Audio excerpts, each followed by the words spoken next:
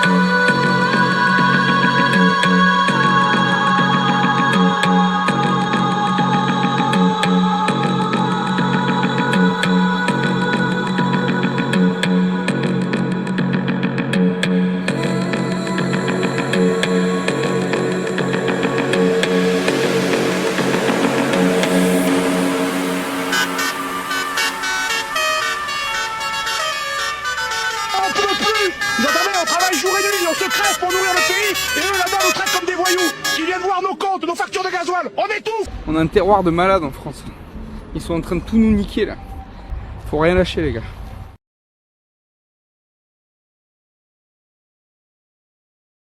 Leur principe à eux, c'est de faire de l'éradication de chaque troupeau atteint par la maladie. Quand je dis chaque troupeau, c'est même, il suffit qu'il y ait un animal qui soit atteint par la maladie pour l'éliminer. Et l'animal et l'ensemble du troupeau. Ce qui fait que par exemple, là dans le Gers, il y a plus de 200 bêtes qui doivent être tuées. Et donc ça, c'est insupportable, quoi.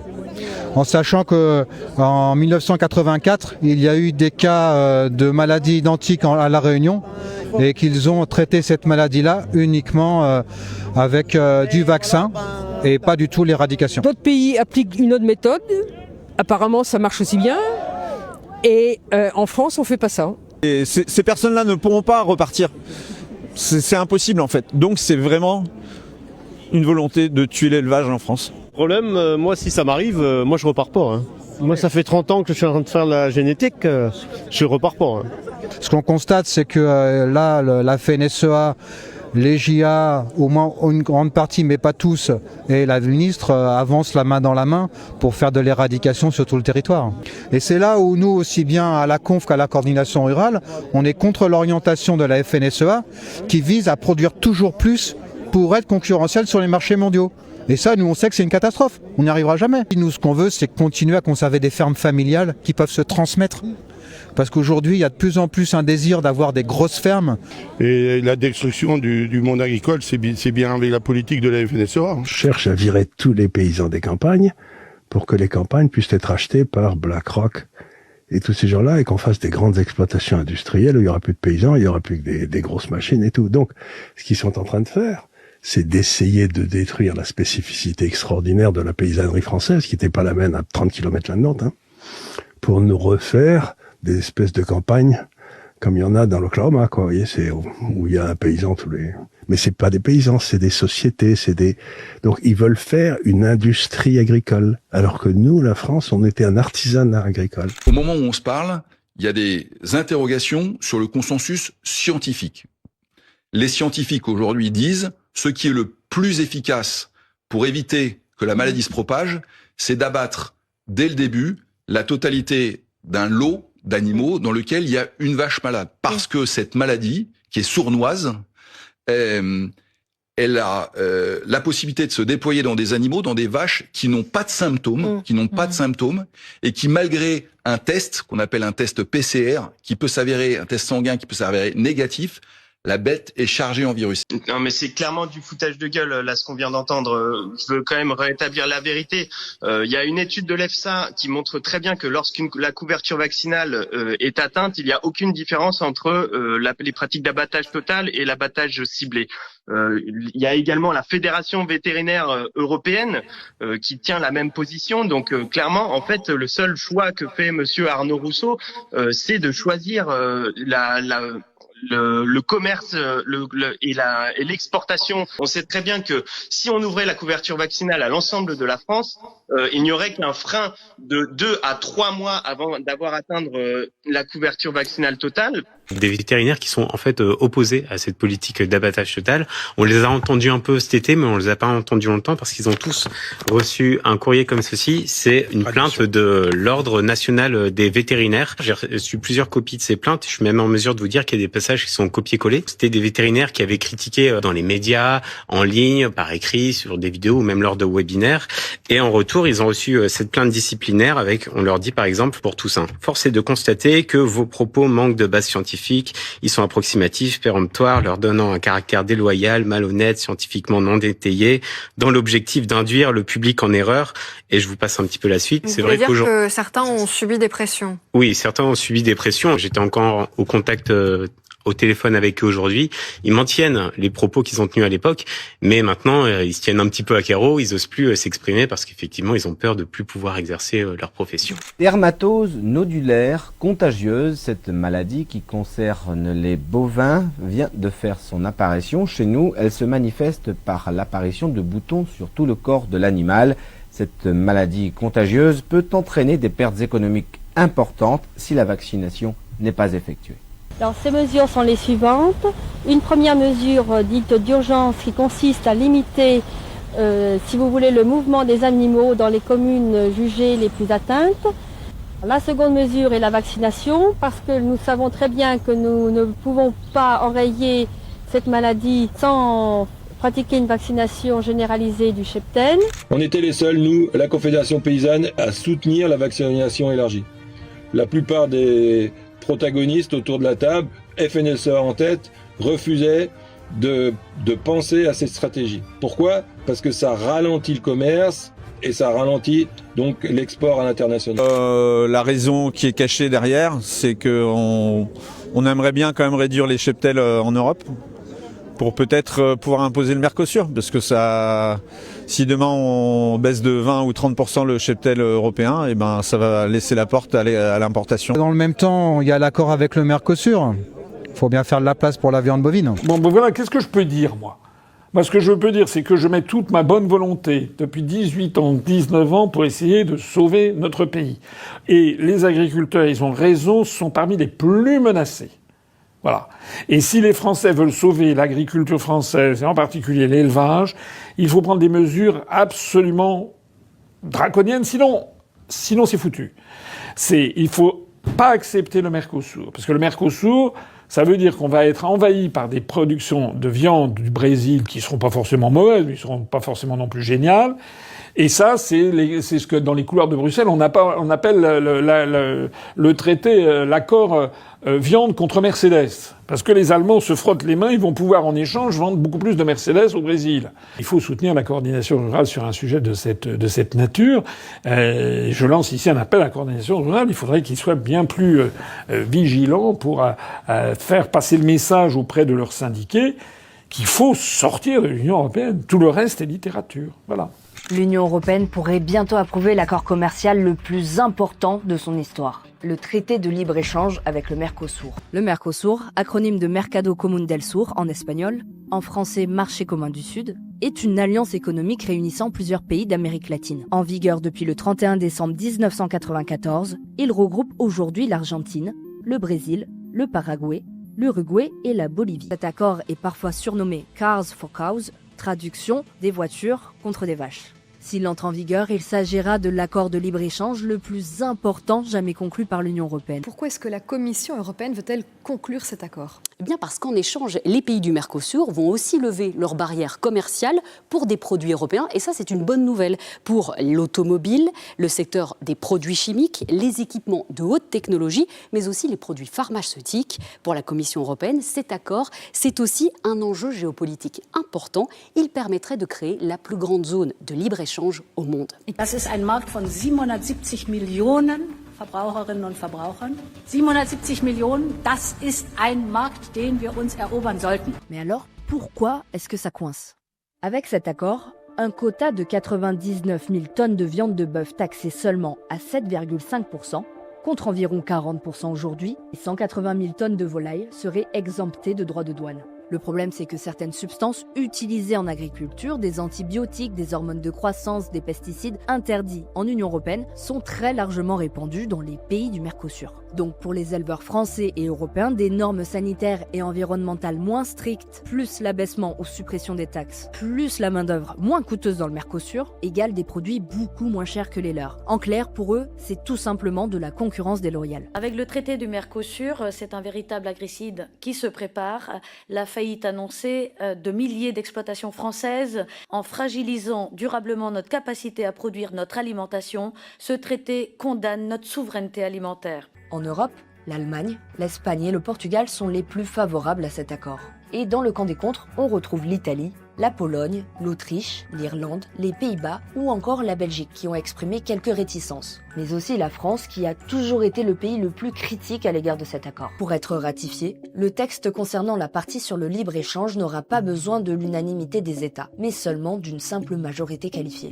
Pour arrêter le mouvement, quelle est la mesure ou quelles sont les mesures ou engagements concrets que vous attendez ? Démission du gouvernement Macron et sortie de l'Europe. Il n'y a pas d'autre solution. Ah oui, Ah mais vous verrez, ça va se terminer comme ça. Ça va être compliqué. Ça va être compliqué quand même. Ah mais vous verrez, le peuple français nous suit, ils vont monter sur Paris. Moi j'en ai plein des responsables syndicaux qui me disent t'as raison, il faut qu'on te suive. D'accord. Ils veulent tous sortir de l'Europe. On est trahis tous les jours par l'Europe. Le fipronil. Il est interdit de l'épandre dans les champs en Europe, mais ils peuvent encore le produire et l'envoyer, entre autres, en Indonésie. Le fipronil, il est utilisé sur des cultures d'huile de palme. L'huile de palme d'Indonésie, on la retrouve dans de nombreux produits. Lorsque cette entreprise exporte du fipronil vers l'Indonésie, pour qu'ils l'utilisent sur leur culture d'huile de palme, les droits de douane sont réduits à 0. C'est déjà le cas. Et c'est réaffirmé dans l'accord de libre-échange négocié entre l'Union européenne et l'Indonésie en septembre 2025. 0 droit de douane sur les pesticides vendus en Indonésie et épandus entre autres sur les palmiers à huile. Et en retour, l'huile de palme est très peu taxée. Le fipronil envoyé au Brésil serait moins taxé qu'avant. Et sur le sucre de canne, qui est taxé aujourd'hui à 98 € la tonne, il n'y aurait plus aucun droit de douane, jusqu'à 180 000 tonnes. Et figurez-vous qu'on vient tout juste de relever les taux de résidus de fipronil tolérés dans nos paquets de sucre de canne. Jusqu'en 2024, c'était 5 microgrammes par kilo maximum. Aujourd'hui, c'est 10 microgrammes. 2 fois plus. Non, vous ne rêvez pas, c'est l'une des faces cachées du Mercosur que tous les agriculteurs français rejettent en bloc et on comprend pourquoi. C'est marrant parce que ce type-là a investi au Brésil en bon gros capitaliste qu'il est, et tout ça pourquoi ? Parce que c'est très bien qu'avec le Mercosur, il va pouvoir se faire du pognon, tu vois. Donc 90% des agriculteurs sont appauvris à cause de cette merde-là, mais les financiers comme Rousseau vont se mettre plein les poches. C'est pour ça qu'il faut bien comprendre qu'il y a deux agricultures, ceux qui peuvent investir dans des capitaux au Brésil, et ceux qui subissent le Mercosur. Bref, la FNSEA, on sait dans quel camp ils sont, et ça, il faut pas l'oublier. Parce que la souveraineté alimentaire est quelque chose de très important, et je pense que l'Europe devrait nous soutenir beaucoup plus que ce qu'ils font actuellement. Les agriculteurs s'opposent notamment aux coupes budgétaires de la PAC, la politique agricole commune. Son budget devrait être réduit de 20% dès 2028. Pour la prochaine PAC, c'est 25 000 € en moins. Je n'ai plus de salaire. On va se mettre aujourd'hui les genoux à terre. Et on va vous chanter le Marseillais. Parce que nous, on est fiers de notre pays, on est fiers de notre France, on est fiers de notre gendarmerie, on est fiers de notre police, et on est fiers de nos agriculteurs et de notre agriculture. Alors, aidez-nous à terre.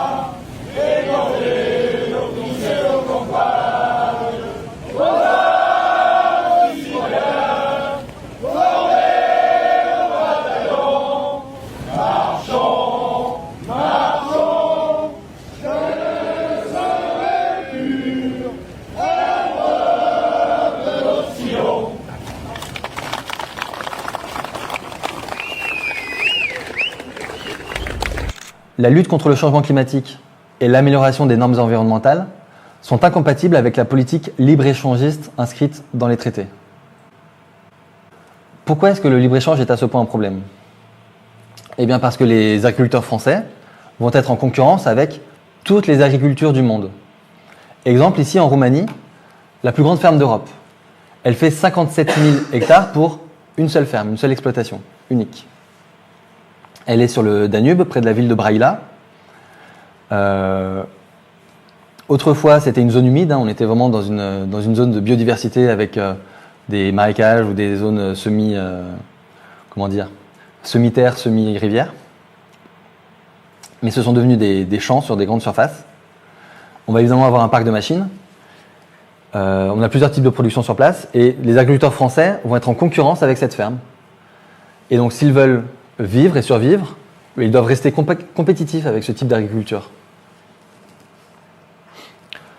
Non seulement c'est valable entre les pays de l'Union européenne, la Roumanie est dans l'Union européenne, mais on est aussi en libre-échange avec les autres régions du monde. Ici, un champ de soja au Brésil. Est-ce que j'ai besoin d'expliquer qu'ici la biodiversité est faible ? Est-ce que j'ai besoin de préciser qu'un rat des champs ne peut pas survivre là-dedans ? On a ici des moissonneuses-batteuses ou un engin similaire qui viennent dans une formation quasi militaire récolter sur des kilomètres et des kilomètres de long des champs immenses, sans haies, sans forêt.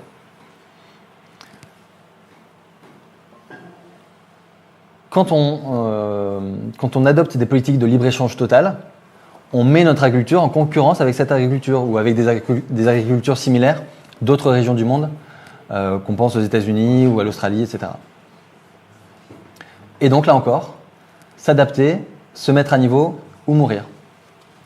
Alors, les agriculteurs français cherchent des stratégies d'évitement, avec le bio, avec les appellations d'origine contrôlée et protégées, mais ce sont des stratégies d'évitement qui sont restreintes face à une démarche générale qui est cette libre concurrence et le fait que notre agriculture souffre d'être mise en concurrence avec ces agricultures géantes et est obligée de tendre vers ce même modèle. Sinon, elle n'est plus compétitive et tout simplement les agriculteurs ferment.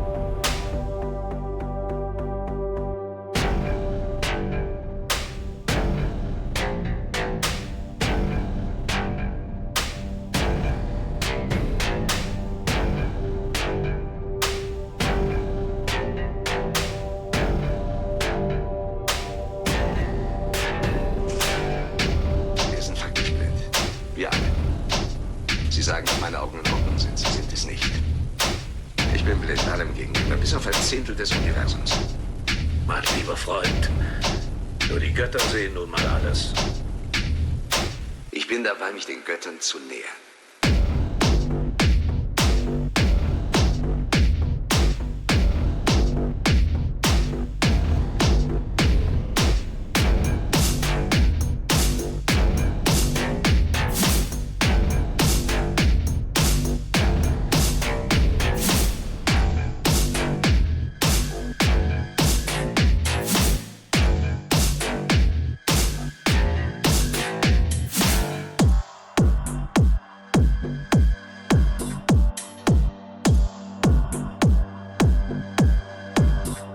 Zu nähern.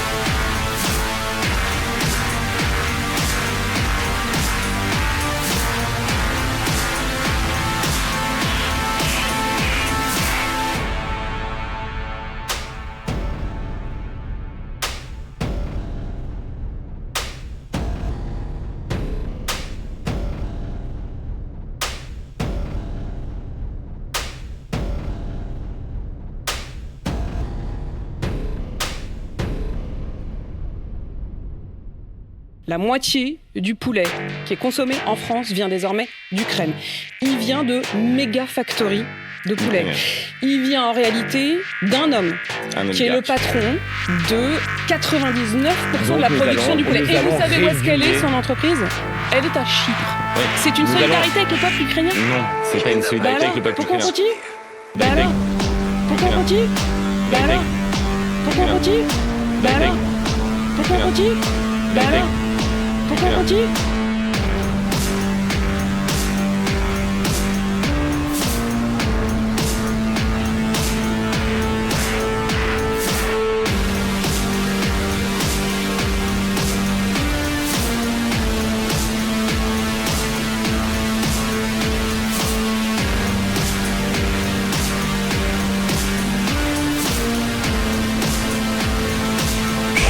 Nous voulons faire l'Europe des travailleurs. Une Europe du progrès social. Faire une Europe sociale. Une Europe vraiment solidaire. Donc nous sommes en capacité de changer cette Europe-là. Bref, nous voulons une autre Europe. Moi, je veux changer l'Europe. Changer l'Europe pour qu'elle soit meilleure. De changer cette Europe-là. Pour changer cette Europe-là, mais encore. Il faut changer l'Europe. Non, mais il faut la changer. Il faut qu'on change l'Europe. Changer cette Europe. L'Europe doit être refondée. Refonder cette Europe. C'est de bâtir une Europe enfin utile. Et qu'il faut construire une autre Europe. Et donc, ce qu'il faut, c'est une autre Europe. Ils veulent une autre Europe. Exiger ensemble une autre Europe. Pour une autre Europe. D'une autre Europe. Pour une autre Europe radicalement différente. Ne dites pas, il ne faut pas dire qu'au fond de ça, nous sommes anti-européens. Nous sommes contre cette Europe-là. Il s'agit évidemment pour nous de reconstruire un projet européen. Moi j'espère qu'on construira bien sûr notre Europe à nous. La construction d'un nouveau grand compromis européen, d'un New Deal européen que j'appelle de mes vœux. Moi je défendrai un projet européen renouvelé. Nous on est pour l'Europe, nous c'est construire une Europe des peuples. C'est pour ça que je refuse cette Europe-là et que je pense que l'Europe est à rebâtir. Le point de départ et le point d'arrivée d'un nouveau projet européen, c'est la convergence sociale. D'abord, je n'organise pas de Frexit. Moi, je vais fonctionner en type Europe des nations. Mon objectif, si je suis élu, c'est d'engager une négociation avec l'Union européenne. Donc un Frexit? Non. Pas du tout. Ça voudrait dire la destruction de l'Europe. La renégociation. Et c'est la raison pour laquelle je propose, à la différence de tous les autres candidats, et ne me parlez pas de Mme Le Pen, de M. Dupont-Aignan, de M. Mélenchon, etc., qui tiennent des propos critiques sur l'Europe, c'est exact. Mais eux, ils proposent toujours de renégocier les traités, une autre Europe, ils ont tous ça à la bouche. Moi, j'explique qu'on ne peut pas avoir une autre Europe, parce que pour changer les traités, il faut l'unanimité des États membres. Or, nous n'aurons jamais l'unanimité des gouvernements et encore moins des peuples pour remettre en cause des compromis qui ont 60 ans d'âge, et on voudrait remettre en cause ces compromis au seul bénéfice de la France. Donc je dis que ce qu'il faut faire, c'est sortir de l'Union européenne, de l'euro et de l'OTAN. Ce système a été construit dès le début pour favoriser le marché. Ça s'appelle d'ailleurs au début le marché commun. On n'a pas commencé une construction européenne à partir des questions sociales ou des questions démocratiques. Non. On a commencé par le marché. Pourquoi commencer par le marché? Parce que les classes dominantes veulent, c'est leur objectif permanent, bloquer toute possibilité d'avoir des gouvernements qui prendraient des décisions qui ne leur soient pas favorables, c'est-à-dire des décisions qui permettraient d'améliorer la situation des classes populaires, des classes moyennes. Mais quand vous améliorez la situation des classes populaires et des classes moyennes, ça se fait nécessairement au détriment du capital. Et donc il y a un problème de répartition entre le capital et le travail, et les classes dominantes veulent un système qui préserve la part du capital. C'est extrêmement simple à comprendre. Et donc, ils ont mis en place un système institutionnel dont l'unique objet est celui-là, empêcher toute politique qui ne soit pas conforme, alors aujourd'hui à ce qu'on appelle le néolibéralisme, c'est-à-dire des politiques favorables aux affaires, aux grandes firmes, etc. Voilà, c'est très simple à comprendre. Je m'étonne que des gens sérieux, à gauche, par exemple, ne comprennent pas cela. Voilà, ça m'étonnera toujours. S'il y a 37% des Français qui sont prêts à voter pour Bardella, c'est vraiment la fin des haricots. C'est inimaginable dans quelques pays du monde que ce soit. Inimaginable. C'est-à-dire que les Français sont, alors là, complètement, le cerveau complètement lavé. Parce qu'évidemment, l'idée de promouvoir Bardella, c'est d'être sûr qu'au deuxième tour de la présidentielle de 2027, s'il arrivait au deuxième tour face à Édouard Philippe, on est sûr et certain que ça sera Édouard Philippe qui sera élu. Évidemment. Donc il faut bien comprendre que voter Bardella, les sondages qui disent 36% pour Bardella, il est formidable. En fait, l'objectif, c'est le deuxième tour, ça sera Édouard Philippe qui sera élu.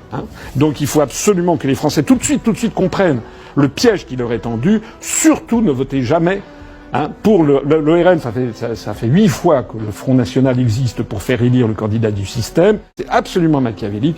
Comment la France est-elle tombée au niveau où elle est tombée, et comment se fait-il qu'on va continuer à tomber si les Français continuent comme des zombies à croire dans ce que leur disent les instituts de sondage? Voilà. Madame von der Leyen, vous gagnez plus de 30 000 € par mois. Sortez de votre tour d'ivoire et faites enfin face à la réalité. Et nous refuserons de participer à la mascarade de votre grande coalition mortifère. Et mon groupe de la gauche votera donc contre votre réélection. Faites du 9 juin le grand vote départ d'Ursula von der Leyen. A few moments later.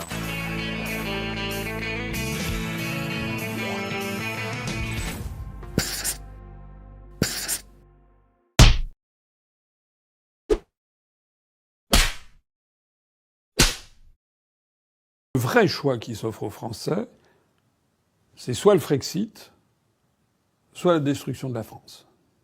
C'est aussi simple que ça. Dans sa pureté de cristal. Alors certains vont se récrier, mais non, mais... Vous pouvez vous récrier. Mais depuis 18 ans que j'ai créé l'UPR, tout ce que j'ai dit s'est révélé exact. C'est soit on sort de l'Union européenne, de l'euro, de l'OTAN, de la Cour européenne des droits de l'homme pour toute une série d'articles.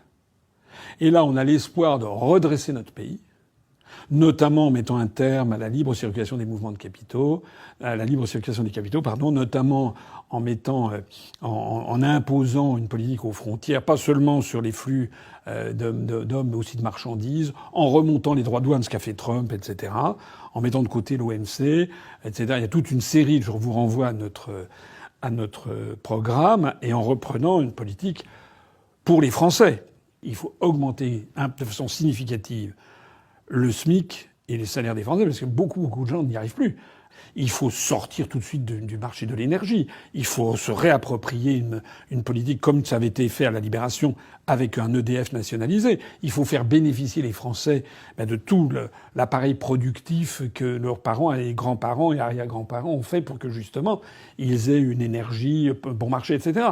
Donc tout ça, que ce soit sur l'énergie, le niveau de vie, les questions internationales, il faut absolument arrêter d'aller narguer l'ours russe. Il faut essayer de se rapprocher des BRICS. Enfin, tout ceci, tout est contraint par notre appartenance à l'Union européenne et à l'euro. Il faut sauver l'industrie automobile française. Il faut sauver l'agriculture. Il faut absolument refuser le Mercosur. Tout est contraint par notre appartenance à ça. Pour faire le Frexit, il faut avoir un parti politique qui est le nouveau CNR que je propose, pour attirer provisoirement, j'ai pas dit que la droite et la gauche étaient pareils, mais provisoirement, comme ont réussi à le faire nos aïeux en 43-44, accueillir des gens de droite et de gauche qui veulent libérer la France. C'est le sujet historique fondamental que je pose ici, pour sortir de l'Union européenne, de l'euro et de l'OTAN, qui est la condition sine qua non pour sauver la France. Il faut avoir un instrument politique, une organisation politique, dont la durée de vie sera limitée, parce que ça ne va pas durer comme ça éternellement, mais qui aura comme objectif politique de faire sortir la France de l'Union européenne, de l'euro et de l'OTAN, avec tous les Français patriotes, qu'ils soient de gauche ou de droite.